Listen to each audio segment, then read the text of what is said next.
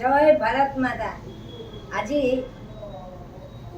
August 15 2026 1947 August 15 तारीख दिन आम देश स्वाधीन होता। आज की 80तम स्वाधीनता दिवस आम पालन करुचे। 80तम स्वाधीनता दिवस उपलक्षे मु समग्र भारतवासी को शुभेच्छा जनाऊँगी।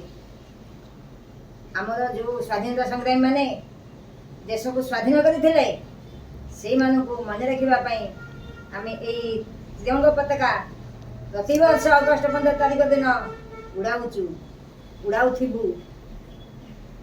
से स्वाधीनता संग्रामी मान आदेश आदर्श अनुप्राणित होगापी मु समस्त देशवासी मान को छोट बड़ समस्त को अनुरोध करुच्ची।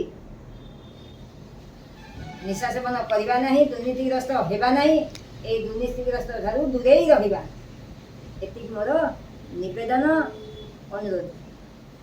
जय भारत माता की जय।